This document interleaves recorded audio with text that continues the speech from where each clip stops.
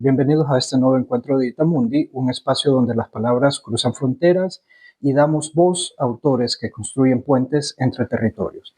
Hoy tenemos el placer de conversar con el escritor malagueño Víctor Frías, autor de narrativa, poesía, relatos y conductor del programa radiofónico Este libro está muy vivo, transmitido desde la radio social Onda Color en Málaga, España. Con él hablaremos sobre trayectoria, obra, experiencia en la radio y sobre todo, obviamente, como escritor y crearemos un diálogo literario que queremos abrir entre España e Italia. Muchísimas gracias, Víctor, por acompañarnos esta tarde y bienvenido. Encantado, un placer. Bueno, Víctor, en este espacio obviamente queremos transmitir experiencias de escritores que tienen una trayectoria tanto ya fundamentada como escritores emergentes que necesitan un espacio para poder transmitir y contar su propia voz. Nos gusta compartir lo que son experiencias y vivencias de este difícil trayecto, por decirlo de esta manera, para que con el propósito de que los nuevos escritores o personas que de repente tienen el sueño de portar sus ideas en papel y poder publicarlas, tengan un poquito de esta experiencia, ¿no? Y sepan más o menos cómo ha sido el recorrido para otras personas y servir un poquito de inspiración. En esta primera etapa, Víctor, nos gustaría iniciar obviamente por lo básico, por hablar quién es Víctor Frías. Para comenzar, una pregunta, por ejemplo, sencilla podría ser cómo nace su relación, Víctor, con la escritura, cuánto siente que contar historias forma parte coral suya. Bueno, yo creo que inventar historias, ahora que miro desde el presente, ¿no? Y miro hacia atrás, la primera vez que me empecé a inventar historias era cuando era muy pequeño, me juntaba con los primos en una reunión familiar, en una reunión, en una boda, fuera, ¿no? Y después de la comida jugábamos. Y yo siempre al final tenía una vuelta de tuerca más a esos juegos, ¿no? Pensaba, historias, me inventaba. Pues eso, me estaba inventando una narrativa al final, ¿no? Pero eso lo hacía de forma completamente inconsciente, ¿no? Ya la primera vez que empecé a contar historias de alguna manera fue a través del cómic y ya porque se me daba bien dibujar. Y ahí sí empecé a tener esa necesidad de trasladar la historia al papel. Seguía jugando de alguna manera, ¿no? Pero sí que, bueno, ya ahí pues empezaba a intentar hacer algo más en serio, ¿no? Hasta que, bueno, ya pasó el papel, la escribí en formato de teatro, que era el primer contacto con los libros como tal, eran ejemplares de teatro. Y empecé a ver, esos cómics se fueron transformando en pequeñitas obrillas de teatro y luego al final ya el salto a la novela, bueno, siempre acompañado de lo que uno iba descubriendo en la lectura, ¿no? A través de los libros, que sobre todo los libros que había en casa, ¿no? Y ahí eso, desde como 18, 20 años, ya cuando dices, pues tengo que escribir, tengo que intentar escribir algo sobre lo que sé y algo serio, ¿no? Y dejé de escribir sobre investigadores privados, que era haber ido a Agatha Christie, Sherlock Holmes y todo este tipo de cosas de adolescentes. Bello. Y digo, pero yo no sé nada de asesinatos, ni de crímenes, ni nada, estoy copiando un poco lo que he escrito, ¿no? Y empecé a escribir pues, una novela sobre adolescentes, que era lo que yo era lo que conocía. Y ese yo creo que es el primer punto en el que tomo conciencia de querer ser escritor y querer hacer algo en el que realmente esté contando algo auténtico, ¿no? Del mundo. Ok, interesante. Entonces, en sus primeras lecturas, porque si hablamos que iniciamos de repente con el estilo tipo thriller, tipo investigación, asesinatos y demás, Mm. en sus primeras obras, eh, me corrige si me equivoco, ¿no? Según biografía y otros aspectos que espero haber interpretado correctamente, veo que conviven ciertos autores como Poe, Christer, Stephen King, ¿no? Estas lecturas inicialmente, como ya nos ha compartido un poco, de cierta manera han influenciado bastante su ritmo y su salto. Sí, indudablemente sí, ¿no? Porque si hablamos de, por ejemplo, Stephen King, que es lo que va a mencionar, me influye mucho en el que tiene una parte muy emocional, muy de personajes, muy de juega mucho con niños en un momento determinado, como en It, que se convierte a los personajes en niños, ¿no? Y tiene una parte muy emocional. Él trabaja mucho los sentimientos de los personajes, la emotividad, la humanidad de esos personajes, de sus protagonistas. Y claro, los mete en un ambiente completamente de fantasía y de misterio y de terror, ¿no? Pero esa parte muy humana siempre ha tenido mucho que ver conmigo, con mi forma de expresarme y la ha hecho mía. Yo cuando lo leía a él, ese tipo esa Fue parte de la un historia ¡pam! suya, claro, me llegaba muchísimo, ¿no? Por ejemplo, en La Torre Oscura, que son su visión como del Señor de los Anillos, ¿no? Y tiene Sí, uno de los personajes principales, una especie de mapache, ¿no? Un animalito y un niño inadaptado, una mujer en silla de ruedas, un yonki, ¿no? Y esos personajes tienen una emotividad muy potente. Y eso a mí me llegaba mucho, ¿no? Y me ha permitido esa parte mía muy emocional de darle rienda suelta. Era un poco un espejo en el que identificaba cosas propias mías, ¿no? Y luego Poe, como tú bien has dicho, y Stephen King, y de lo que te comentaba antes de Agatha Christie, pues esa petradita, esa vuelta de tuerca de poner a los personajes en situaciones extraordinarias para ellos, ¿no? Y yo al final escribo eso, la gente común sometida a situaciones fuera de su normalidad, ¿no? Y esa influencia puede ser muy clara y muy directa, ¿no? También a la hora de la localización de las historias, ¿no? Que Stephen King lo sitúa mucho en Maine, y cerca de Pensilvania, en la zona del estado de Nueva York, por esa zona de ahí. Y también me animó a situar mis historias en Mara de Quebec, donde yo vivo. No tanto por un chauvinismo, un nacionalismo en especial, sino porque, bueno, pensé, porque las cosas tienen que ocurrir las historias interesantes tienen que ocurrir en grandes ciudades, en grandes escenarios. En otras ciudades, en otros espacios sí. más pequeños, pues también pueden ocurrir historias muy interesantes y ocurren todos los días. Y a mí también me venía bien porque mi forma de narrar es muy visual y a mí me venía bien el ir a estar en mis calles, en mi ciudad, para ir contando la historia. Se convirtió en un escenario perfecto para esas historias de personas que pasaban, que esas historias internacionales esas no conocen fronteras. Sí.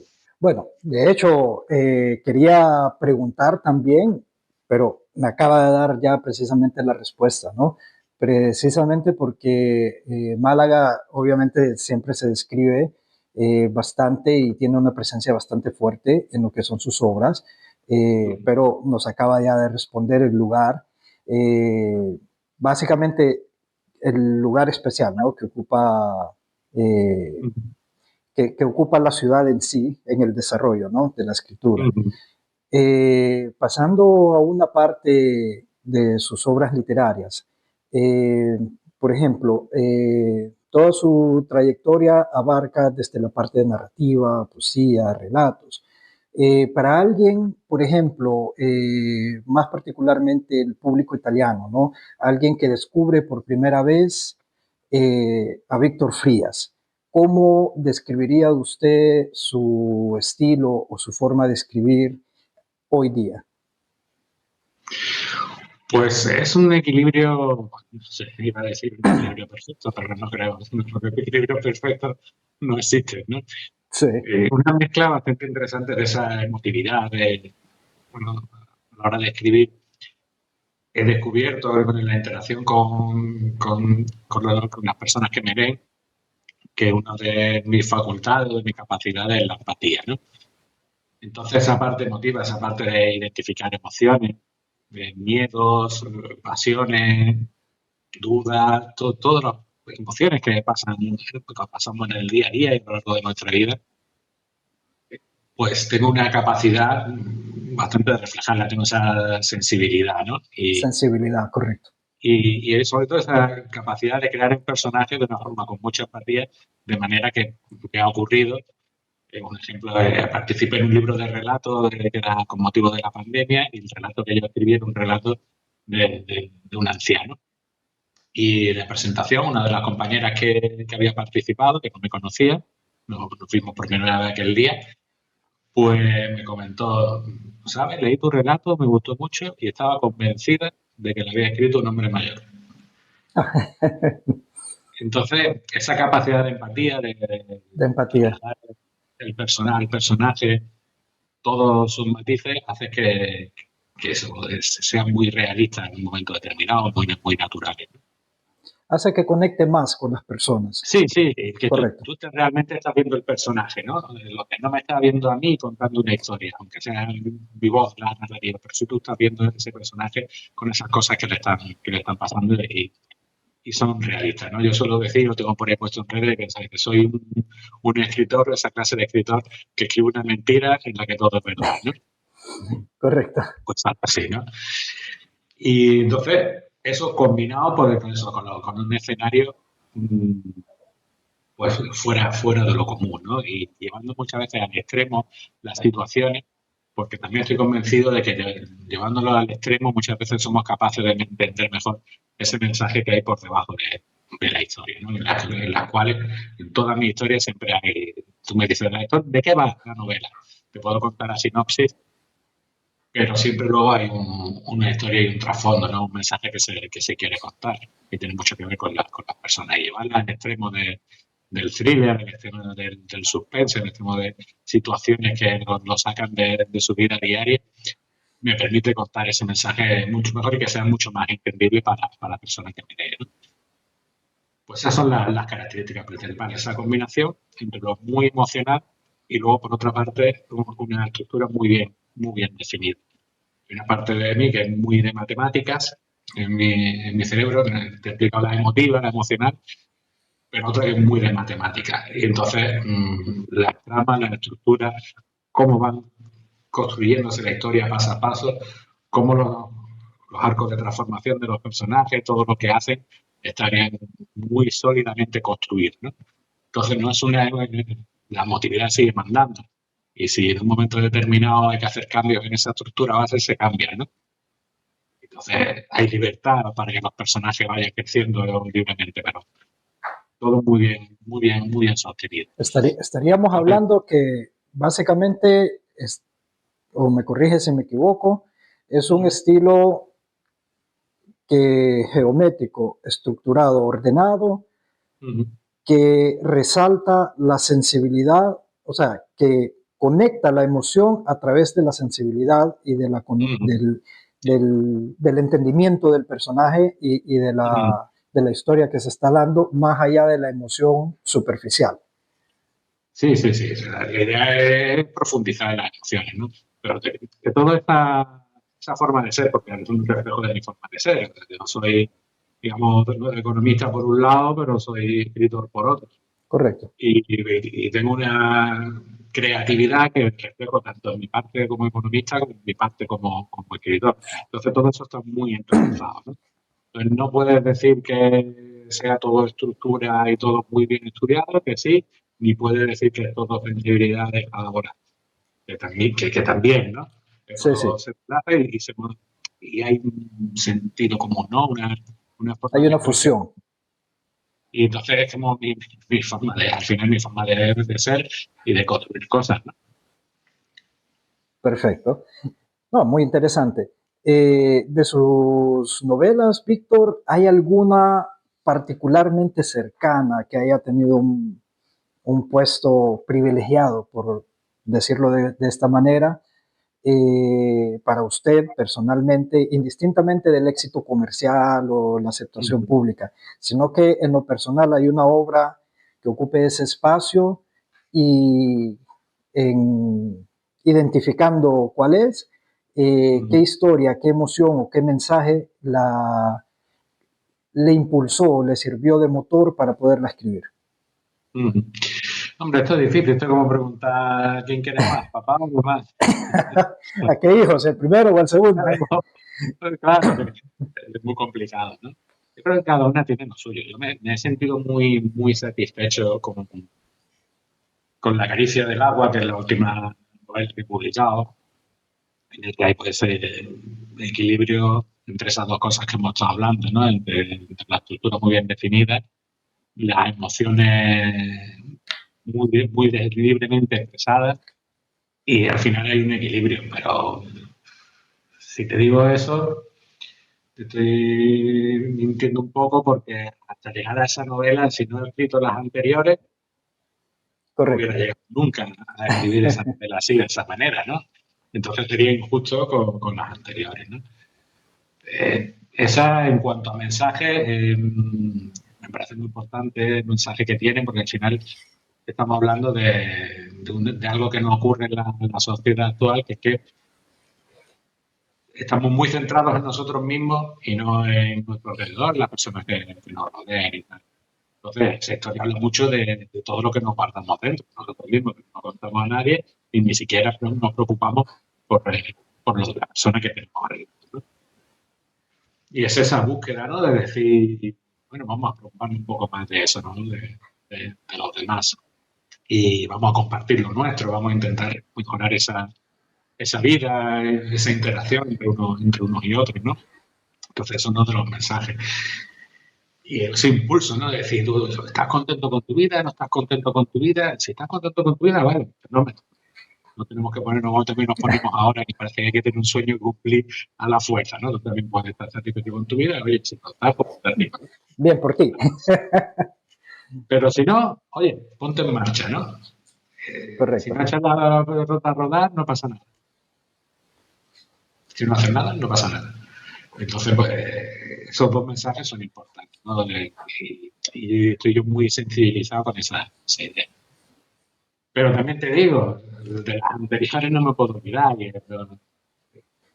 Y los versos de la Medusa, que fue, digamos, la primera, no que fue la primera que se escribió, pero sí un poco la que inició el camino ya más con el gran público, pues al final, una vez la tenía escrita y terminada, y se me ocurrió un poema que pues, es novela, aunque se llame Los versos de la Medusa, es novela, pero sí es verdad que va entrelazada de los poemas de una de las protagonistas, Paula, y ya con la novela cerrada y tal, se me vino a la cabeza ese poema, que se titula Los Valientes.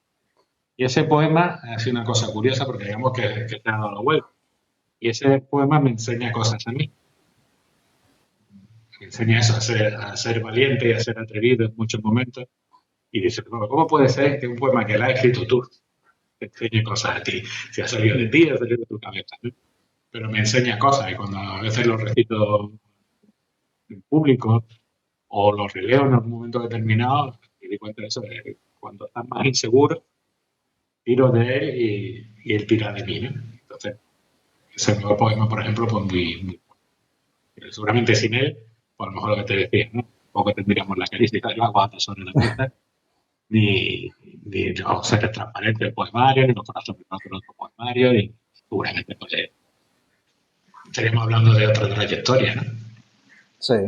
No, pero es un aspecto bastante interesante y de hecho le doy toda la razón también, porque el proceso de aprendizaje, vaya, hay un dicho muy popular que dice aprendemos de nuestros errores. Mm. Una vez en una de tantas charlas filosóficas con mis profesores cuando era más pequeño, ¿no? Que me gustaba ir siempre en contra, por decirlo así. No tanto en contra, pero me gustaba debatir mucho. Entonces, se llegaba a la conclusión, para no alargar tanto en detalles, que es un dicho a medias. No se aprenden de los errores, se aprende de cuando hay conciencia de lo que se hizo mal, se rectifica y se corrige. Ahí aprendes. Caso Mm. contrario, son cosas que se repiten. Entonces, ese comentario que me estaba haciendo, ¿no? Aprendí de mi propia poesía, De repente, como decía, es algo que sale de su propia cabeza, de su propia mente, que se piensa de repente en la descripción, en un momento particular que se está pensando en algo, pero ese mismo pensamiento en circunstancias posteriores, adelante, hace reflexionar, hace pensar y tira cosas nuevas. Entonces, me identifico bastante con esa apreciación, ¿no? De que continuo a aprender de, de, de esa misma poesía y sí le creo perfectamente cuando dice que más adelante siempre surgen, ¿no? Un detalle muy interesante, el tema de la poesía, Víctor, eh, obviamente pues nos ha comentado que también ha escrito poesías, ahorita nos acaba de dar un bello ejemplo de esto. ¿Qué papel tiene en su vida la poesía y en el proceso creativo? Porque muchas veces la poesía, por ejemplo aquí en Italia, eh, hay muchos autores que se dedican a poesía, pero a nivel comercial. Es un tema un poquito más complicado porque las pequeñas librerías de repente tienen dificultad o son un poquito anuentes con el tema de la poesía, tal vez porque se valoriza menos en estos tiempos. Muchas veces no es lo mismo llegar con un libro de narrativa, con un libro cualquiera, a llegar con un poemario. Cuando llega con un poemario tiene un poco más de resistencia. Entonces, en este caso, desde su punto de vista, ¿qué papel tiene la poesía? ¿Qué aspectos tocan, enriquecen su proceso creativo al momento de desarrollar una obra? Mm. Es otra forma de expresión. Es muy diferente, ¿no? Ujú. Y sí más, al final es más desnuda en un momento determinado, por lo menos en mi caso, ¿no? Y viene a aportar, digamos, yo siempre lo que te decía antes, en esa mezcla que soy, como el yin y el yang, entonces la mezcla narrativa, siempre hay un poco de poesía y la poesía siempre hay un poco de narrativa. Pero, digamos, la poesía se convierte en ese modo en el que decíamos las matemáticas y la empatía y la emotividad estaban en ese juego, pues digamos la empatía y la emotividad crecen más respecto a los postulados, ¿no? Y me dejó más, no es que sea más libre, libertad siempre es la misma, pero hay otra forma de expresión más desde la entraña, más emocional, ¿no? Y eso, pues, por eso te decía más desnuda, porque al final la posición es más personal, ¿no? Siempre se dice, bueno, esta novela tal puede ser más autobiográfica, menos autobiográfica, pero siempre hay fantasía, siempre hay ficción, siempre hay herramientas que tú utilizas para que la narrativa avance y en la poesía no hay nada de eso. Hay pues una expresión, una emoción que quieres compartir y que la pongo sobre la mesa de forma cruda. Es la diferencia fundamental para mí. Luego, como te decía, lo del yin y el yang tiene su estructura, porque en los poemarios que saco hay un hilo conductor, no es una mera acumulación de poemas que he escrito, cada uno con su historia y cada uno con su significado. Cuando construí un poemario también hay un mensaje unitario y hay esas pequeñas partes estructurales, esa pequeña parte narrativa de unidad del mensaje. Pero es verdad que el sentimiento y la emoción están más a la vista, más crudos. Continuando un poquito con los temas que estábamos tocando, hacemos un pequeño salto, un desvío, para hablar un poquito del camino editorial, que es una parte muy importante que nosotros a través de Editamundi estamos tratando de concientizar y de orientar, por decirlo así, al autor emergente, principalmente, que es el enfoque nuestro. Y nos gusta compartir bastante, como le decía al inicio, las experiencias de autores que ya tienen un recorrido un poco más avanzado, ¿no? Si me permite preguntarle, ¿cómo recuerda su primera experiencia al publicar? Aquel primer manuscrito que cobró vida ya eh, de forma ya publicada, en todos los aspectos de norma. ¿Qué aprendió de esta experiencia? ¿Cómo fue esa primera experiencia para tratar de publicar? Eh, ¿Fue una novela? ¿Fue una poesía? ¿Cómo fue el inicio de ese camino para usted? Bueno, complicado. Voy a contarlo porque yo considero que tengo dos principios. El primero fue duro, fue muy complicado. Era una novela titulada Entre acantilados. Estamos hablando que era muy jovencito, en 2003.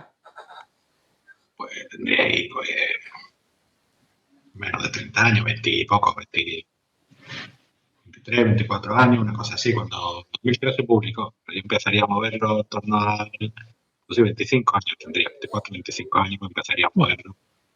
1999, 2000 o por ahí.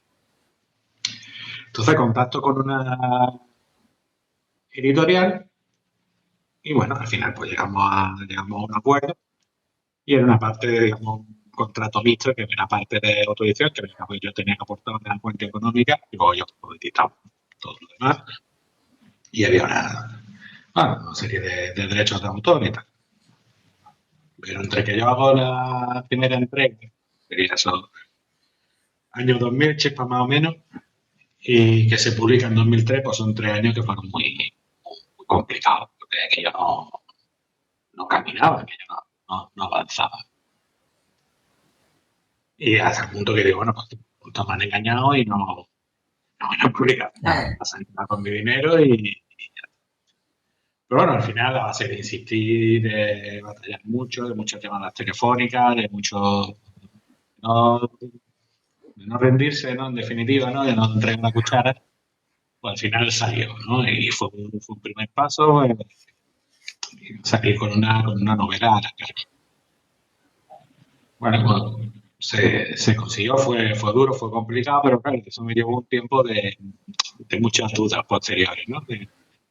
Se escribe una novela en ese intervalo de tiempo, que es distinto, y que se queda ahí parada pues, por esos mismos miedos de que esa primera experiencia que fue tan mal pues, y tan difícil, pues no se repitiera. Además de pillar en una juventud en la que estás construyendo tu vida, tu solidez, que estás saliendo de casa de tus padres, que te vas a tu propia casa, estás empezando a trabajar, a tener una estabilidad en tu vida, y entonces dices, bueno, ahora mismo no es el momento de que yo coja y me meta en esta aventura, ¿no? En un momento determinado. Sí. Entonces fue un periodo complicado. Hasta que llegamos a ese segundo inicio, que te decía que se produce en 2014 y que yo quiero echar para adelante ya de otra manera. Y empiezo a publicar, recupero entre acantilados, hace una publicación por entrega a través de internet, de redes sociales. A continuación, 2015, publico también en redes sociales el instinto que se había quedado olvidado en un cajón. Y mientras estoy publicando eso, estaba terminando de escribir los versos de la Medusa y en este segundo comienzo, una vez terminada. Yo me propongo que, bueno, yo la voy a presentar a concurso, la voy a mover por editoriales para conseguir una edición tradicional que se decía, huyendo de ese sistema de autoedición inicial en el que lo había pasado tan mal. Y me digo, bueno, me doy un año. Si en un año no sale adelante, pues entonces vuelvo a retomar el tema de la autoedición. Y bueno, así fue. Al año, en 2016, ya me pongo en contacto con Ediciones del Genal, que fue la editorial con la que publiqué todos los versos de la Medusa. Y ahí la experiencia es completamente distinta. Comenzó a cambiar todo. Yo fui, digamos, a una entidad que sí conocía cercana de Málaga, porque yo soy una editorial malagueña, en el que me pude acercar ya también en persona a tratar ya estaba viendo la trayectoria de los libros que ellos publicaban, tenían la librería Proteo, en la cual yo podía ver sus libros publicados de la editorial, con lo cual esta duda de a ver si te voy a dar dinero a esta gente, no se va a publicar, pues parecía que no había problema, ¿no? Que no iba a ocurrir, ¿no? Y ya pues conseguí una reunión con el editor, se le presenté el manuscrito y bueno, pues estoy, un acuerdo de publicación, nicho, por decirlo de alguna manera. Había una parte en la que siempre, trabajando casi siempre en esa, y si no, en edición tradicional, pero pues, casi siempre editado con estos sistemas mixtos.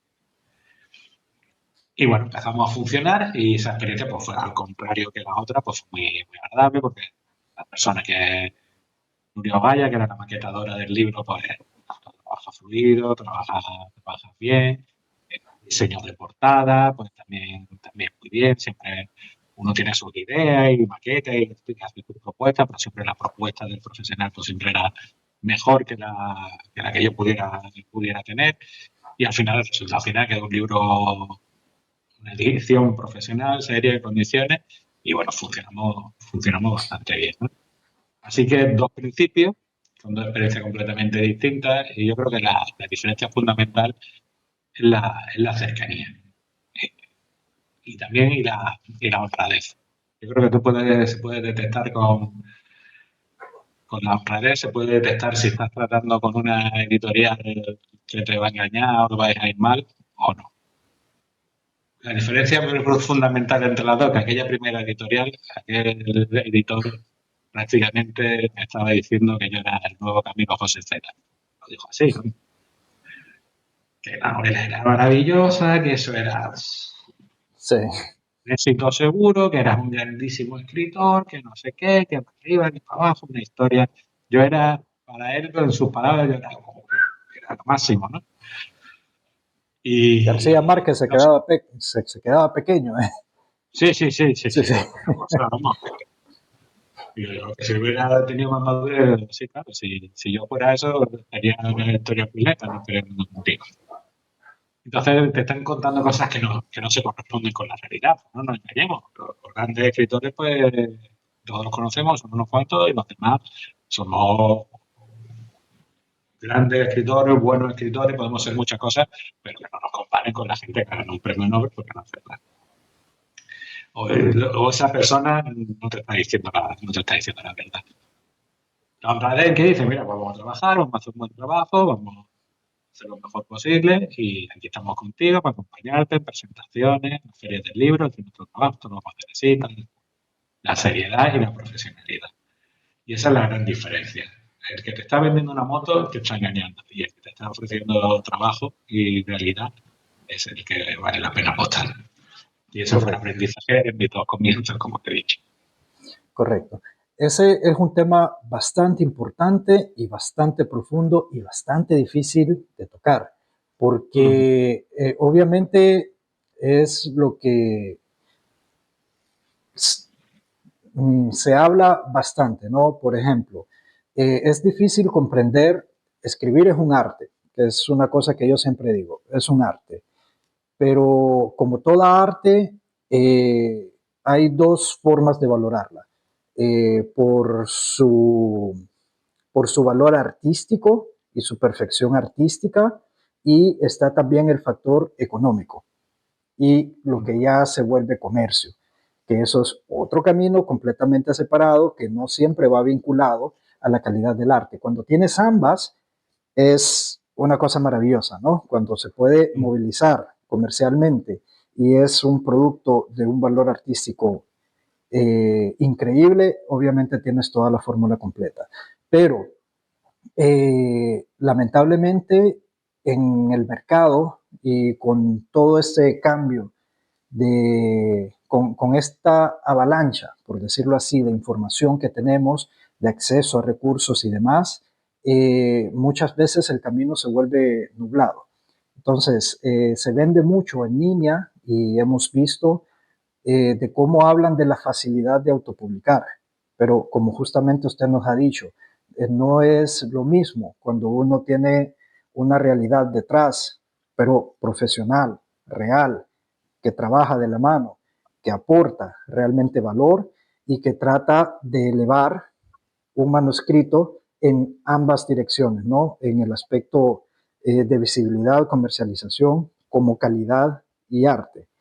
Eh, y por otro lado, obviamente, está toda esta parte de desinformación donde promocionan facilidad, donde promocionan conveniencia, donde exaltan cosas de forma deshonesta por el fin lucrativo, pero ponerlo así, de repente, no sé si de repente lo estoy dilatando demasiado, pero mi punto es precisamente ese, ¿no? Como escritores emergentes o como personas que buscan abrirse camino, obtener esta información, como decía usted, sincera y honesta a la mano, donde realmente se muestre el trayecto y el camino que se tiene que seguir tal y como es, que no es fácil, es realmente difícil, eso es algo que vale mucho, vale oro. Entonces, una de las partes es el tipo de acompañamiento de repente que uno escoge. Hablando de este aspecto, por ejemplo, si lo entendí bien, obviamente su primera experiencia fue, digamos, a un cierto punto una autopublicación, ¿correcto? En la Sí. primera. Eh, de, en esta primera experiencia, Víctor, por ejemplo, si regresáramos a aquel Víctor que tenía su, su primera ilusión, por decirlo así, de querer publicar y querer transmitir una obra, ¿qué información hubiera sido útil para usted? O si ese tiempo, porque estamos hablando antes, mucho antes del 2000, a inicios del 2000 y tantos, no teníamos toda la información que tenemos ahora, no teníamos, eran cosas que se estaban desarrollando en ese momento. ¿Qué información le hubiera gustado tener? ¿Qué herramientas le hubiera gustado tener acceso en ese momento? ¿Siente que hubiera sido algo diferente o siente que el camino, indistintamente el mejor camino, ya con la experiencia que tiene, hubiera sido siempre la segunda opción, no afiancarse a una realidad, a alguien que le dé el sostén, por decirlo así? ¿Cómo ve un panorama así? Si le tocara volver a iniciar, ¿qué sería diferente? Hombre, a mí me hubiera gustado haber tenido conocimiento y accesibilidad a las editoriales que estaban trabajando en el momento, ¿no? Y en el entorno. Romper esa barrera que hay de tú mandas tus manuscritos y te viene la respuesta esta de, bueno, ahora mismo ya tenemos cerrado nuestro catálogo editorial para los próximos 2 o 3 años y tal, y no te aceptamos, ¿no? Pues haber encontrado editoriales que hubieran sido más accesibles de alguna manera, ¿no? Y que te hubieran podido ofertar ese proyecto. Y yo iba a ciegas, totalmente a ciegas. Y en ese silencio absoluto, porque hay algunas que te responden eso, que tienen que cerrado su catálogo editorial de los próximos 2 o 3 años. La inmensa mayoría que ni siquiera te responde, ¿no? Entonces esa falta de accesibilidad, pues lo que yo eché de menos muchísimo, ¿no? Y se echa de menos todavía, porque lo de Amazon Sí, no te puede decir que sea una editorial y que te esté apostando por ti, ni que se esté trabajando por la parte artística, como tú bien decías antes, ¿no? Es otro tipo de servicio, pero es otra cosa, ¿no? Entonces, editoriales como tal siguen siendo así, de inaccesibles en un momento determinado, ¿no? Y eso es lo que más eché de menos.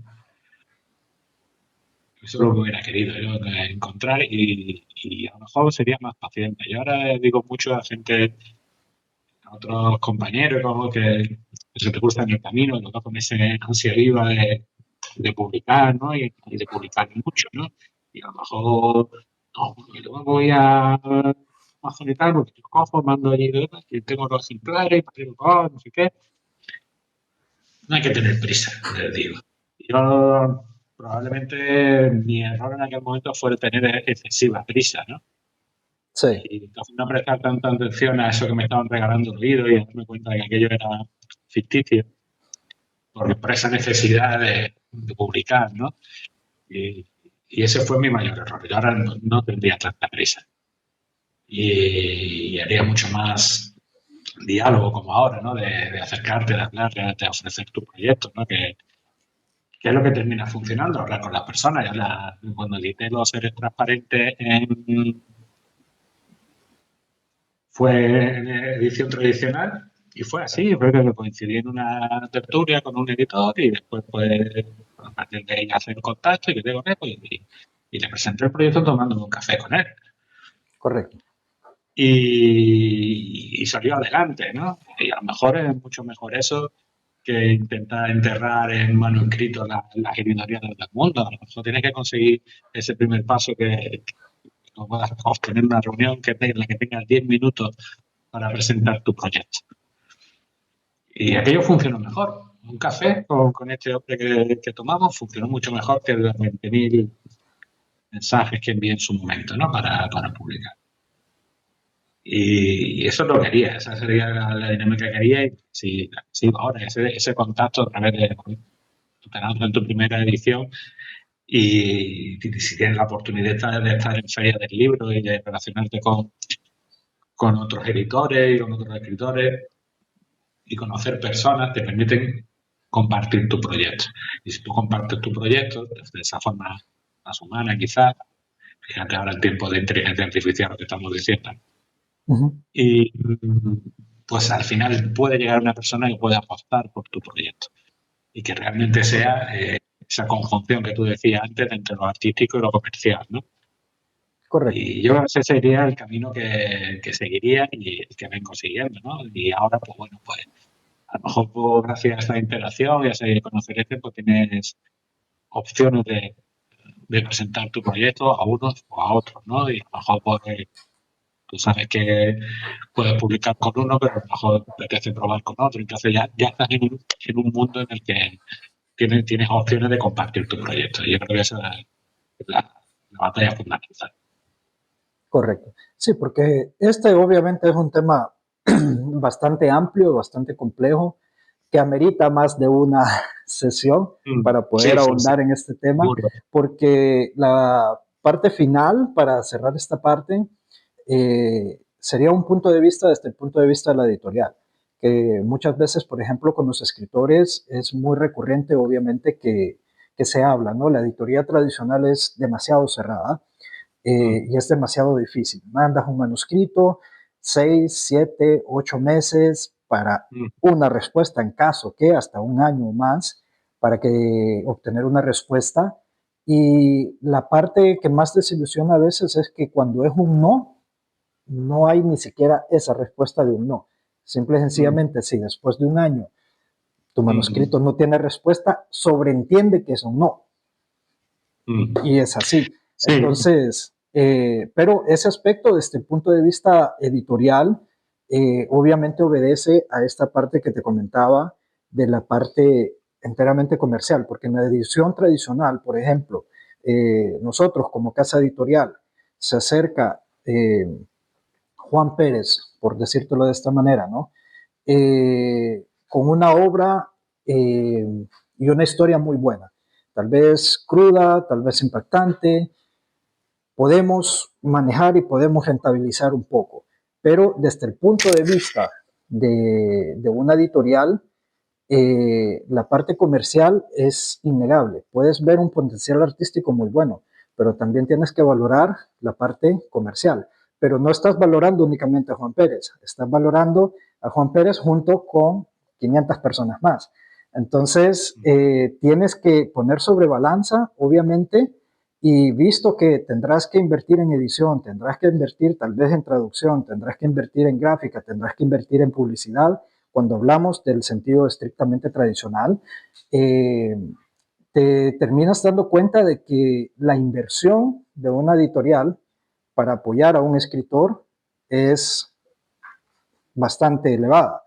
Y al final, obviamente, entra toda esta cuestión de contratos, normas. Hay una complejidad enorme detrás que hace que sea difícil. Lo ha sido siempre, continúa haciéndolo ahora, difícilmente dejará de serlo.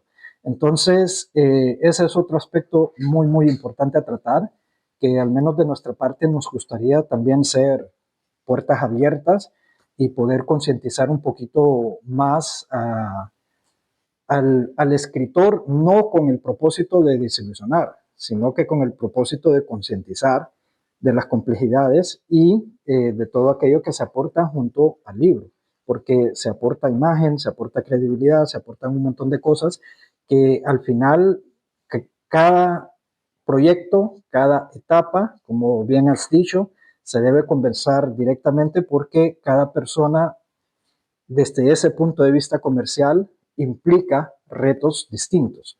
No es solo la parte coral del libro. Obviamente esta parte es la que más pesa, pero junto a esta hay otros aspectos que obviamente se toman en cuenta para decidir, en nuestro catálogo voy a incluir este y este y este. ¿Me explico? Entonces es un tema bastante profundo, bastante complejo. De repente me gustaría un día que lo pudiéramos abordar con más tiempo. ¿O qué opinas tú con respecto a una visión así? A ver, está claro que cada editorial, igual que cada escritor, tenemos nuestro proyecto personal de lo que queremos contar, cómo lo queremos contar, una imagen, una estética. Todos tenemos nuestro proyecto personal. La editorial tiene su proyecto personal. Correcto. Y tiene su mensaje, tiene su discurso, ¿no? Cada uno tenemos nuestro discurso artístico y, evidentemente, todos tenemos que pensar en lo comercial, sobre todo si estamos pensando en la vida en esto. Que creo que a todos nos gustaría, vamos. Correcto. Eso es lo que tiene que negarse la realidad. Las editoriales tienen que construir su catálogo. Entonces, igual que cuando alguien entra en mi página web como autor y ve una trayectoria y ve un discurso y ve una imagen y ve una coherencia, las editoriales también, que entiendo que queréis eso, ¿no? Cuando entra a tu página web y ve tu catálogo, ve tus autores, tú ves una coherencia, que no es un saco en el que íbamos echando autores, que muchas veces ocurre en muchas editoriales de autoedición, que sí trabajan mejor en ese sentido, un saco en el que cabe todo, ¿no? Y Sí, cuando tú ves, yo creo que el tamaño también es significativo. Entonces, tienes que tener tu discurso. Puede ser de autoedición y en vez de tener 1000 autores en tu catálogo, cuando tú pones la web, autores, te salen 1000 personas, te salen 200, dices, bueno, pues seguramente la de 200 los tiene mejor tratados esos 200 correcto. proyectos que los 1000 proyectos, ¿no? Que Entonces tú los mil puedes decir, proyectos, que solo suman números. eso. Entonces, cuando tú ves ese discurso en la editorial, es razonable que lo tengas. Y dentro de ese discurso, y dentro de esa, porque tú tienes eh, tus ramas, ¿no? Tus secciones, tus categorías de narrativa, tienes tus colecciones distintas, es muy razonable y debe ser así que la editorial, si yo entro en mi proyecto y no encaja con el tuyo, como editorial, en cuanto al discurso que lleváis vosotros, en cuanto a estética, en cuanto al público al que os queréis dirigir y en las colecciones que tenéis no encaja, pues lo más normal del mundo es que me digas que no. Sí, Y no significa que mi proyecto sea malo, sino que sea simplemente malo, correcto. que no encaja con tu proyecto como editorial. A partir de ahí, yo sí entiendo que sería razonable que me digas que no y que me digas pues, los motivos, ¿no? Oye, pues mira, pues no encaja, tal, porque thriller y nosotros no escribimos thriller, publicamos thriller. O la tuya es novela romántica y nosotros no publicamos novelas románticas. Cualquier cosa de... Pero un enfoque y un no que te digo, ¿vale? Pues no, pero es por un motivo. Esa sería la parte más humana y el Más tacto, humano, que ¿no? muchas veces es una de las deficiencias editoriales, ¿no? Porque, como te decía Tampoco, antes, no hay respuesta, ni siquiera. y tampoco creo que cueste trabajo, pero bueno. Entonces eso sería importante, pero el no, ese rechazo es que el derecho de la editorial a tener su discurso y a tener su catálogo y a tener su imagen y su proyecto y que la gente cuando entre en su página web y vea su trayectoria de lo que ha publicado, pues la gente diga, pues esta editorial pues tiene una buena trayectoria, tiene buenos autores, tiene buenos proyectos y nos gusta esta editorial. Y eso es importante. Y si se convierte, y eso hay que defenderlo por parte de la editorial. Yo lo veo así, igual que yo tengo que defender mi propio proyecto y a lo mejor yo veo una editorial y no quiero publicar con esa editorial, prefiero publicar con otra, porque Sí, su discurso y el mío van más en sintonía. Entonces, ese se tendría que ser movimiento normal. Y ahora mismo yo creo que no existe ese movimiento. Ahora mismo sí, hay un batiburrillo enorme, hay sitio en lo que cabe todo, y y luego al final pues tampoco cabemos nadie en ningún sitio. De ambos lados creo yo que obviamente hay complejidad tanto de parte del autor como de parte de la editoría. En el medio queda un espacio, un vacío, donde a veces desafortunadamente eh, hay realidades que no, que de repente aprovechan. Y, Claro. y suceden muchas cosas aquí en el medio, ¿no? Pero Mm. eh, como bien hemos dicho, ¿no? Es un tema bastante complejo. Esperamos que obviamente encontremos un mejor camino. Pero una pregunta concisa, Víctor, de repente saltando un poquito el tema.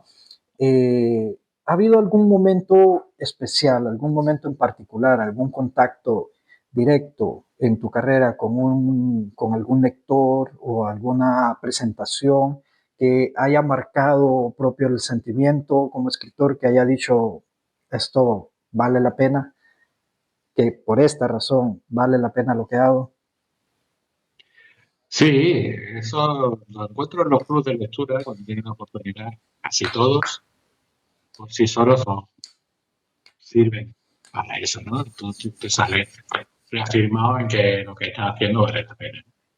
Luego hay, aunque todos valen la pena, los del principio, quizás cuando tienes tus más dudas, más inseguridades, son los que te dejan más huellas. Y recuerdo un club de lectura precisamente con los versos de la Medusa y se dijeron dos cosas que te reafirman mucho en ese sentido, ¿no? Lo que tú decías, ¿no?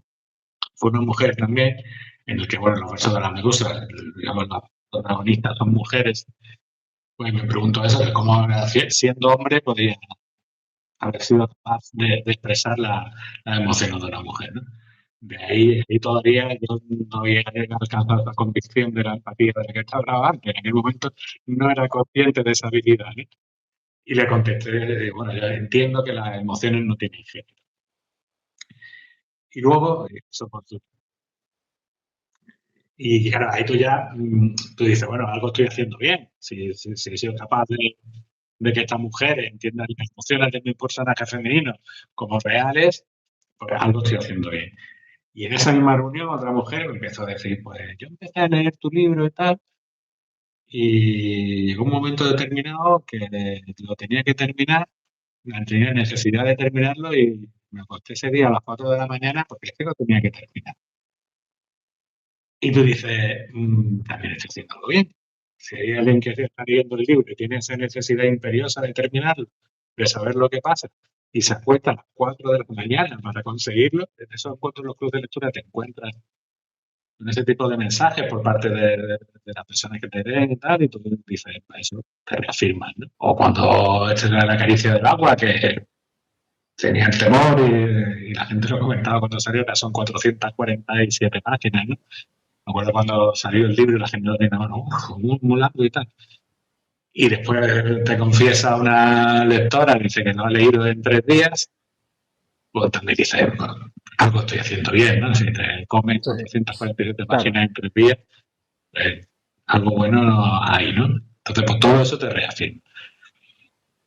Así que sí, gracias a la providencia, a la vida o a lo que sea, pues he tenido esa oportunidad y eso te reafirma mucho y te da mucha confianza. Sí, en este caso, Víctor, obviamente la participación del público, ¿no? Y en los clubes de lectura cuando Mm, analizan y interaccionan con tu obra, obviamente para un escritor esa es la finalidad máxima, si lo podríamos decir de esta mm, manera, ¿no? Porque básicamente es lo que buscamos, se escribe para así poder es. ser leídos, ¿correcto? Entonces, puedo decir de que obviamente las presentaciones, principalmente estas interacciones con los clubes de lectura, de los Ujú, que a veces se habla muy poco, es bastante importante en la carrera y en el desarrollo de cualquier editor, ¿no? De cualquier escritor. ujú, En este caso, Víctor, además de ujú, escritor, eres comunicador y conductor del programa de radio. Este libro está muy vivo, de la radio social de Málaga, ¿no? Radio Onda Color. Cuéntanos un poco, ¿cómo nació este proyecto en la radio social? ¿Cuáles fueron los inicios? ¿Cómo fue la historia? ¿Qué te llevó a integrarte? en un programa de este tipo y cuál ha sido tu experiencia y tu desarrollo dentro de este proyecto. Esto nació dentro del, digamos, del grupo del colectivo malagueño de escritores. Y bueno, en aquel momento yo estaba haciendo también otra colaboración con otra emisora, que era un podcast, y estábamos en ese momento de crecimiento y de búsqueda de darnos visibilidad, ¿no? Entonces, ya conocíamos la emisora, ya algunas veces en otro tipo de programas culturales, yo mismo había participado, me había entrevistado, bueno, estaba ahí, teníamos contacto con Paco Carbonell, que es uno de la dirección de la emisora, que también había colaborado con otros medios malagueños, y se inició ese contacto por parte de la directiva en aquel momento del colectivo malagueño de escritores en contacto con la emisora, y se decidió, pues ellos nos cedieron un espacio en su programación para nosotros, más o menos el mismo tiempo que estamos haciendo ahora, de unos 55 minutos de duración. Yo en aquel momento en la directiva del colectivo malagueño de escritores llevaba la vocalía de prensa, de medios de comunicación, pero en principio no lo iba a llevar yo, porque yo estaba ya en otra emisora y tal. Pero bueno, al final, por ciertas circunstancias, nos juntamos un grupo de 3-4 personas que, digamos, creamos el programa, se creó el nombre del grupo, se creó el logo. Ahí estamos Mar Marley, que es escritora también, estaba Marcos Arroyo, Antonio Montoro, que estaba ahí en medio, que era nuestro presidente en aquel momento, que también es escritor, y José Ramón Vega Frías, que también era compañero mío, estaba en la colaboración con el otro podcast que te comentaba antes, el otro emisor. Y ese grupo de personas, en principio, fuimos los que arrancamos el programa. Y empezamos eso con José Ramón Vega Frías, con Marcos Arroyo y lo mismo haciendo el programa. Ahí arrancamos y bueno, pues la idea era dar visibilidad a los compañeros del colectivo y a los textos que se hacían, de manera que hacíamos una parte de entrevistas, como también hacemos ahora. Había una parte en la que el compañero Marcos Arroyo hacía lecturas de fragmentos de novelas del compañero del colectivo, y José Ramón Vega Fría, que hacía la agenda, ¿no? Y ya con el tiempo, bueno, pues ellos tuvieron que ir dejando, unos por motivos, por otros por la vida, ¿no? Tú sabes que te va demandando otras cosas, y ya me quedé yo en principio yo solo a cargo del programa, y bueno, fuimos, y aquí se iba incorporando otro tipo de secciones y de fuera del colectivo también, de manera que ahora mismo pues tenemos la primera mitad, que el invitado es compañero del colectivo malagueño de escritores, reseñas que está haciendo nuestra compañera Raquel Escaño, que es colaboradora, que son autores clásicos y bueno, contemporáneos también, pero digamos ya de ya un nivel más conocido, más internacional.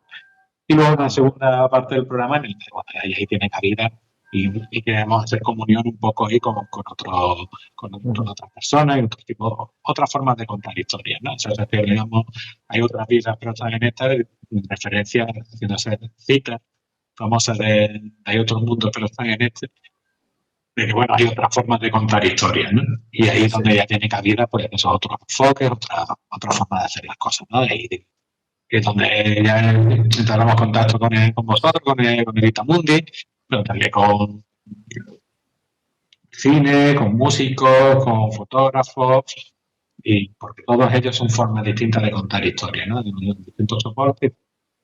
Y así nació, y así creció, y bueno, y ahí seguimos, ya llevamos 5 temporadas, o sea que ya tenemos un recorrido también. Sí, un recorrido bastante amplio, de hecho.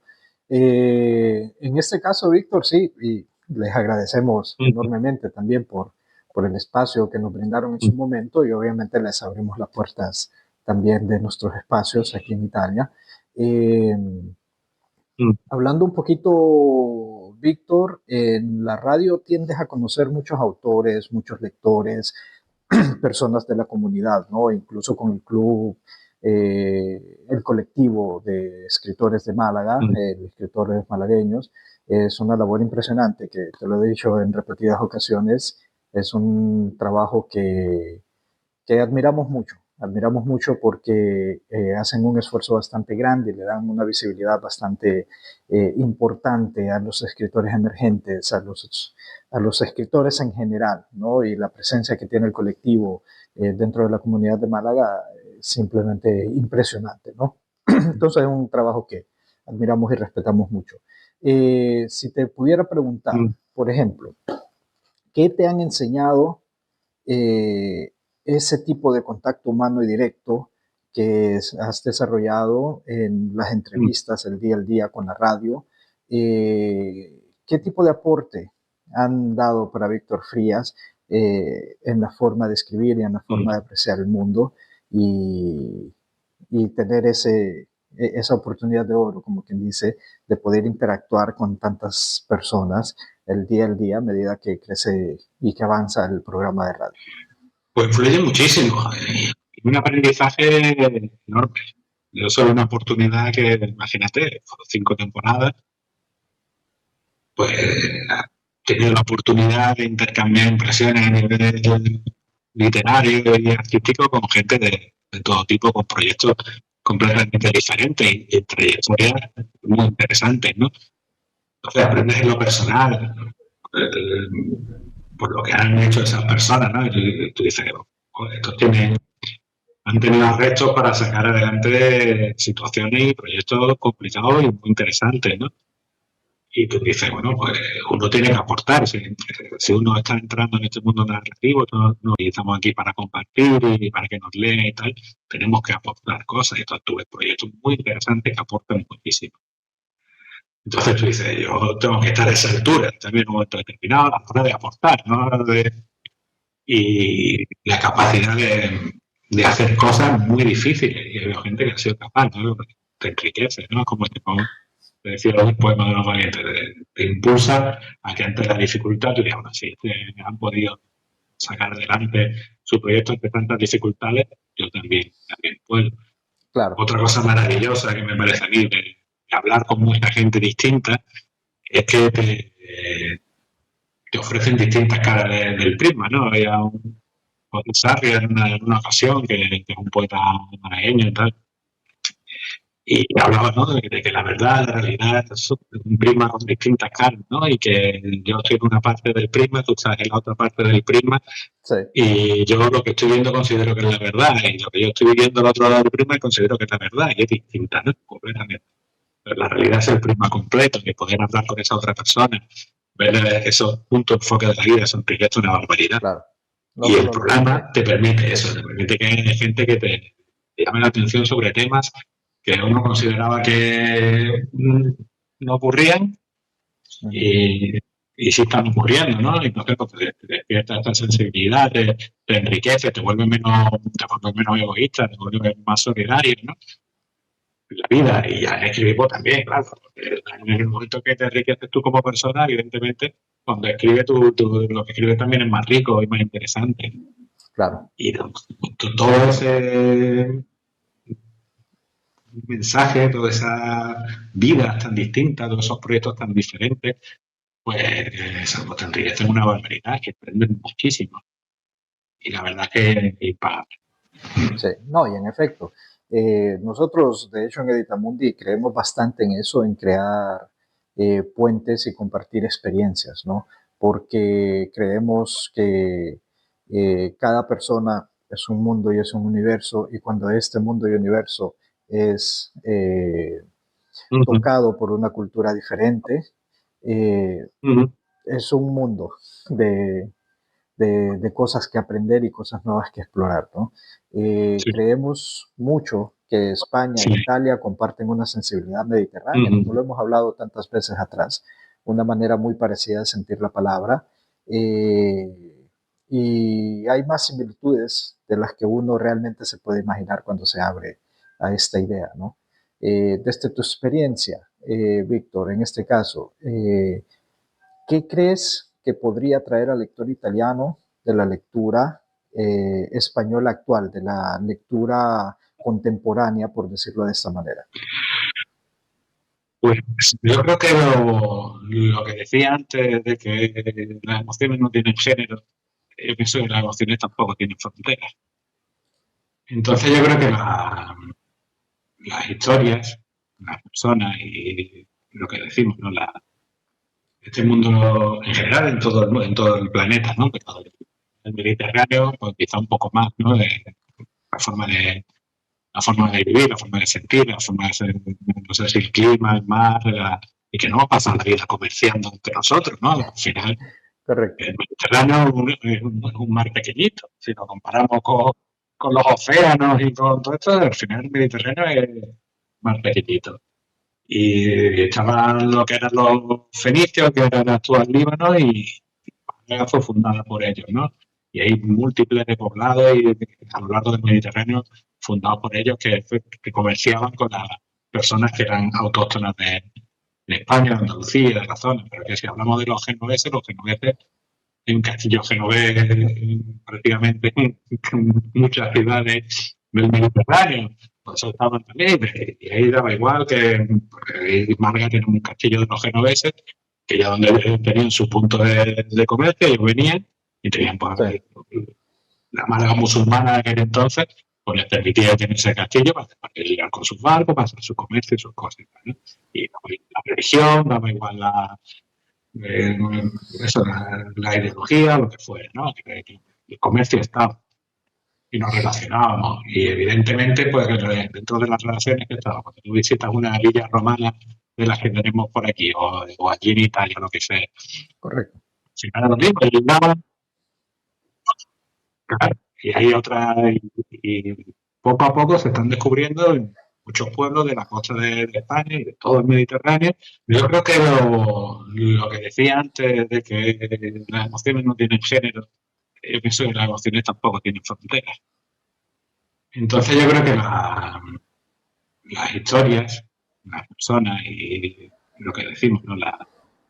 Este mundo en general, en todo el planeta, ¿no? Pero el Mediterráneo, pues quizá un poco más, ¿no? La forma de, la forma de vivir, la forma de sentir, la forma de ser, no sé si el clima, el mar, y que no pasa la vida comerciando entre nosotros, ¿no? Al final, Claro. el Mediterráneo es un mar pequeñito. Si lo comparamos con los océanos y con todo esto, al final el Mediterráneo es un mar pequeñito.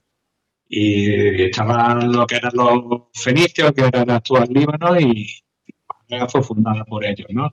Y hay múltiples de poblados y a lo largo del Mediterráneo fundados por ellos que comerciaban con las personas que eran autóctonas de España, de Andalucía, de la zona. Pero que si hablamos de los genoveses hay un castillo genovés prácticamente en muchas Sí, ciudades del Mediterráneo. Por eso estaban también, y ahí daba igual que, porque ahí Málaga tiene un castillo de los genoveses, que ya donde tenían su punto de comercio, ellos venían y tenían pues, la Málaga musulmana de aquel entonces, pues les permitía tener ese castillo para llegar con sus barcos, para hacer su comercio y sus cosas, ¿no? Y daba igual la religión, daba igual eh, eso, la ideología, lo que fuera, ¿no? Que el comercio estaba y nos relacionábamos. Y evidentemente, pues dentro de las relaciones que estaba, cuando tú visitas una villa romana de las que tenemos claro. por aquí, o aquí en Italia, lo que sea, En pleno si no es lo centro mismo, histórico tienen el anfiteatro romano, ¿no?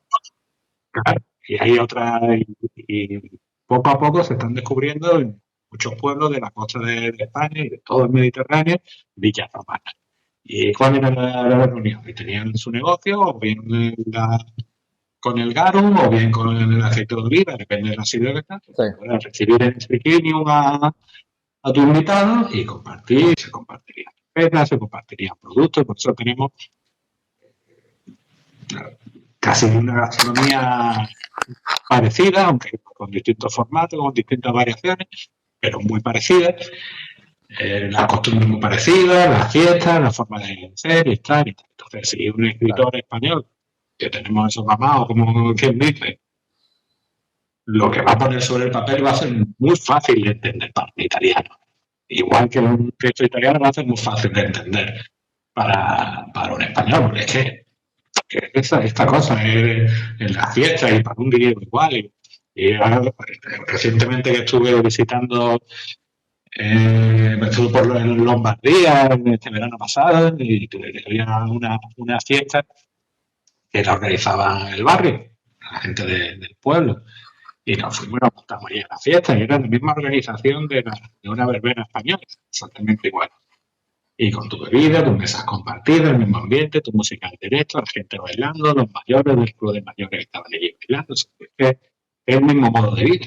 Y otra vez que estuvimos en Grecia acá también, pues nos ocurrió lo mismo y tuvimos una verbena y era lo mismo. Y la gente te recibía y tal, eres español y tal, pues yo estuve trabajando en Madrid mucho tiempo y tal. Te actúan contigo, son cercanos, te quieren hacer que te sientas cómodo, a gusto, que no te falte de nada. Te explican 20 veces el sistema que tenías en la verbena para hacer tus pedidos, tu comida, tus cosas, para que no te vayas a equivocar. Y aquí está igual. Entonces, la narrativa y la poesía, al final estamos hablando de emociones y sentimientos y entendidos prácticamente de la misma manera. Con lo cual, sí, la lengua es distinta. Pero bueno, para eso están los traductores también. Y luego las lenguas no son distintas. Vas a Italia y a lo mejor entiendes una frase entera y la siguiente a lo mejor no, porque te ha cambiado las palabras. Pero muchas Claro. veces te cruzas en ciudades italianas por la calle con la gente que va charlando y a veces he entendido perfectamente lo que estaban diciendo. Que era italiano, no lo he entendido, ¿no? Entonces, tenemos la misma base, venimos del latín, venimos de lenguas romances, las mismas costumbres. No tiene que haber ningún problema para que la narrativa de allí la tengamos aquí y viceversa. Sí, correcto. En este caso, Víctor, porque realmente hay mucha similitud en las cosas y de hecho alguien que habla español entiende algunas pocas Uh palabras -huh. básicas del italiano y Sí. te logra entender un discurso entero, ¿no? Lo mismo pasa al revés. Uh Si -huh. alguien que habla italiano te entiende un poco de palabras básicas en español, un discurso te lo puede llegar a entender. En Uh este -huh. caso, ¿hay algo de la literatura italiana que te inspire o que te gustaría explorar más adelante? Pues tengo que explorar mucho porque probablemente de autores italianos sea lo que menos he leído. Una cuenta pendiente. Sí, bueno, en ese caso, pues ya sabemos que tenemos tarea Sí, sí, y sí, una sí. cuenta pendiente para Sí, sí. continuar, ¿no? Tengo Eh, que ponerme a ello, porque además me gusta mucho Italia y bajo mucho Italia, pero en la literatura me he metido un poco. Tengo que un reconocer. poco, He visto más cine italiano sí, he sí, visto más, pero la literatura tengo que profundizar en ello. sí. En este caso, Víctor, para continuar un poquito, ¿no?, con la dinámica, si pudieras o si tuvieras una oportunidad para presentarte ante un público italiano, Toscana o en cualquier región, y pudieras presentar un libro, ¿qué te gustaría compartir con los lectores italianos? ¿Habría tal vez algún punto en particular o alguna mecánica en particular que, siendo una primera presentación, te gustaría dinamizar o explorar un poco, más que otra, por decirlo así? ¿Cómo verías? Hombre, me gustaría que fuera una experiencia pues, cercana, ¿no? En la que realmente se pudiera conversar, ¿no? Tal vez, bueno, no sé si apostaría por la, por la narrativa, por la poesía en primer lugar, no lo sé. Uh -huh. Se me ocurre ahora sobre la marcha que quizá la poesía sería mucho más directo, porque si Sí, lo que estábamos hablando con el lenguaje, van a leer la poesía en castellano y mi poesía es un lenguaje muy directo, no un lenguaje enrevesado, un lenguaje difícil de comprender. Soy de los poetas que dan más importancia al mensaje que a la belleza de las palabras, a la construcción de las palabras, ¿no? A lo lírico. que los Con lo arreglos. cual entiendo que, bueno, recite unos versos, lea unos versos, esa interacción va a ser más fácil, quizás, no lo sé. Pero sí que me encantaría compartir mi narrativa también porque entiendo que todas esas emociones, todo lo que estábamos hablando antes de la caricia del agua, del moverse para conseguir las cosas, de mejorar la comunicación entre las personas. Por ejemplo, los versos de la Medusa, esta parte de la comunicación es muy importante, y pues ahí con el castellano de Argentina, el Sí, castellano de Málaga, el castellano del propio español, digamos, más correcto, siempre entre comillas, esto de la corrección. Entonces sería muy interesante ese proyecto de ver cómo fluía, ¿no? esa interacción, ¿no? Y eso, y disfrutarla mucho, que fuera muy cercana, que se pudiera charlar mucho de las personas que pudiéramos estar en ese encuentro y disfrutarlo. Y a lo mejor descubrir que, que el idioma no es una barrera, ¿no? Sí, Para compartir cosas. efectivamente, que es lo que nosotros también creemos y es a lo que realmente estamos apostando bastante, ¿no? Principalmente con los clubes de lectura, más que las presentaciones en sí de los Ujú, libros, porque la idea ujú. es obviamente integrar la comunidad. Y esa es una Sí, experiencia muy bonita que nos quedó siempre sería, de nuestra visita a Málaga. sí, eso sería lo ideal, vamos, si se pudiera tuviera la posibilidad de leer, por ejemplo, La caricia del agua mismo, ¿no? Los versos de la medusa, cualquiera de los dos, distintos, da igual, ¿no? Porque cuando interactúas con esto descubres que tú me preguntabas antes, ¿cuál es eh, la que más te sientes tú que te ha inspirado, que te has sentido mejor con ella? Yo te he dicho La caricia del agua, pero hay gente que es fan de los versos de la medusa, hay gente que le ha encantado distinto, y hay gente que le ha encantado La caricia del agua, y hay gente que lo que más le gusta son los poemarios de los seres transparentes y los corazones rotos. Ahí he encontrado de todo, ¿no? Pero sería lo ideal que pudieran leer alguno de los libros que eligieran y que más les gustase la portada o la sinopsis o como Sí, elegimos cualquiera de los métodos que utilizamos para elegir un libro en una librería, ¿no? Y lo pudieran leer y después hacer un club de lectura y compartirlo sería ideal. Y si llegamos ya a la Toscana y encima abrimos un buen vino, pues ahí lo compartimos claro. entre todos, pues entonces ya sería maravilloso. Sí, excelente. Claro que sí. Bueno, queda la invitación abierta, ¿no? Porque estamos a plena disposición. En este caso, ya para concluir, un preludio antes de cerrar, ¿crees que todos los cambios modernos que tenemos en difusión, en información, todos estos cambios que nos abruman hoy día, que suceden Mm, ante nuestros ojos, de alguna manera cambien mm. o afecten el significado de la escritura moderna? Yo creo que en el fondo del asunto yo creo que no. Yo creo que al final la literatura es un modo de expresión y se sigue haciendo igual. Evidentemente el mensaje, el resultado de ese ejercicio de expresarse y de querer compartir eh, una visión, una historia, el hecho de querer contar una historia más divertida, más de terror, más del tipo que sea, ¿no? Sí, Está influenciada por el momento presente de cada uno, ¿no? Evidentemente, pues Mary Shelley cuando escribió Frankenstein, pues si Mary Shelley lo pone aquí en el siglo XXI, a lo mejor escribe Frankenstein, pero a lo mejor su Frankenstein es diferente, ¿no? Entonces, sí, el resultado final de la obra artística, evidentemente hay diferencias. Y esa diferencia viene influenciada por la vivencia de cada uno, por la sociedad en la que vive, las situaciones que hay, ¿no? Pero la base profunda de la literatura, de la actividad creativa, artística en general, yo creo que es la misma. Es decir, lo que una persona siente, lo que una persona ve, vive y quiere compartir. Y lo que quiere, de alguna manera, aportar a la sociedad en la que vive, ¿no? Y, y hasta yo creo que eso no ha cambiado. Luego podrán cambiar los formatos. Los formatos sí. Los sí, formatos, claro. sí, igual que Charlie Chaplin cuando hacía una película, pues trabajaba con unos medios, y ahora James Cameron cuando hace Avatar, trabaja con otros medios completamente Claro. diferentes. Pues sí, el resultado es completamente diferente, pero lo que les nace a uno y a otro, pues seguramente sea parecido, ¿no? Bueno, Sí, eso la ya también da esencia. para debate. Seguramente Sí, lo que les mueve a cada artista, tío, se nos ponemos a analizar artistas independientes y la liamos, ¿no? Pero al final la motivación es esa, la motivación es que bueno, ganando y oye, hay gente que dice, oye, estamos viviendo unos tiempos malísimos, a mí lo que me nace es contar chistes. Y esas pequeñas historias, los monologuistas y tal, que hacen humor, que como puede parecer que es un poco más mundano y trivial, pero bueno, es una forma de artística, una forma creativa de expresarse y tal. Pues sí, cambia con los tiempos, porque los tiempos cambian, las personas cambiamos.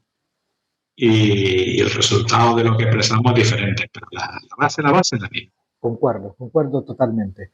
Aprovechando, Víctor, que estamos ya cerrando este bloque, eh, pregunta, aprovechando tu experiencia y todo, ¿qué mensaje te gustaría dejar para los autores emergentes que nos están escuchando? ¿Qué cosas les podemos resumir de todo lo que hemos hablado y tocado que pueda servir como motivación para ellos? Lo que hablábamos un poco antes, y muchas cositas que hemos ido diciendo a lo largo de toda la entrevista, ¿no? Tú tienes que tener claro tu discurso, tú tienes que saber qué es lo que quieres contar, tienes que ser, tienes que ser honesto contigo mismo a la hora de elegir qué quieres contar. Porque si tú cuentas tu verdad desde tu autenticidad, ese resultado pues, va a ser más veraz. Y la gente lo nota eso.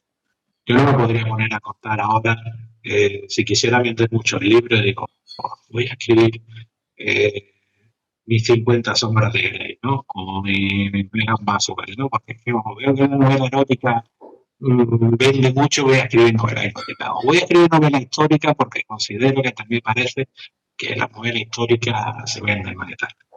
Si tú, a ti no te nace eso, tú no tienes pasión por la historia, o tú no tienes esa chispa para hacer narrativa erótica, porque tú no tienes, no lo hagas. Tú no tienes que forzar, tú tienes que tener tu Claro, discurso, tienes que tener tu estilo propio, tu narrativa, tu autenticidad, con poesía, con narrativa, con lo que sea, ser tú, poner tu verdad, no tienes esa chispa para hacer narrativa erótica, porque tú no tienes, no lo hagas. Pues, no tienes que forzar, tú tienes que tener tu discurso, tienes que tener tu estilo propio, tu narrativa, tu autenticidad, con poesía, con narrativa, con lo que sea, ser tú, poner tu verdad, todo lo que eres, tu verdad encima de la mesa, eh, y a partir de ahí, y que no vale todo. Y tienes que intentar mejorar, tienes que ofrecer calidad, y que la gente cuando mire tu trayectoria de lo que has hecho pueda decir, esta trayectoria vale la correcto. pena, independientemente de que se haya vendido más o se haya vendido menos. Pero que sea algo auténtico, que haya verdad y sin prisa. De verdad, no hay que tener prisa, hay que conseguir un buen resultado final, que es cuando tú lo tengas en la mano el libro que está en el tuyo, lo mires y digas, esto vale la pena, el esfuerzo vale la pena y esto es un trabajo, sería un trabajo profesional. Y a partir de ahí, pues eso, mucho relacionarse, mucho conocer gente, mucho poder contar tu proyecto y así es como la cosa va fluyendo. Hay una técnica en el mundo del cine que es el elevator pitch, que te dice que tú tienes que montar un pequeño un pitch, es un pinchar para conseguir la venta, ¿no? O ofrecer tu proyecto. Entonces, pues, el elevator pitch es en el tiempo que dura un trayecto en ascensor, tienes que conseguir contar tu proyecto, ¿no? Pues da igual, pues aprovechar, relacionarte con uno, con otro, tener esa Claro. capacidad, esa idea clara de cuál es tu proyecto y poderla expresar en un minuto y ya está. Y es mucho trabajo, mucho esfuerzo, es un trabajo de calidad, no tener prisa y ser fiel a ti mismo A tu siempre esencia. y ya está. Y luego si la vida irá dando y las relaciones irán dando su fruto o no, pero que siempre, en cualquier caso, tú mires para atrás y estés contento con el resultado de tu trabajo. Correcto. Bueno, Víctor, ha sido un verdadero placer Mm, escucharte y recorrer contigo tu camino como escritor y divulgador, ¿no? mm. Gracias por tu generosidad, por tu mirada, por compartir con nosotros este diálogo entre España e Italia. Gracias a vosotros también por compartir todo este espacio conmigo. Ya sabéis que también en el programa en Estilo está muy vivo. En el futuro iremos teniendo también encuentros, iremos conociendo autores y un poquito más Editamundi. Así que bueno, esto es un camino que va empezando y va fluyendo y que seguro que nos va a llevar a un buen destino. Esperemos que sí, de ambas partes. Bueno, Víctor, muchísimas gracias. Gracias a vosotros. Gracias.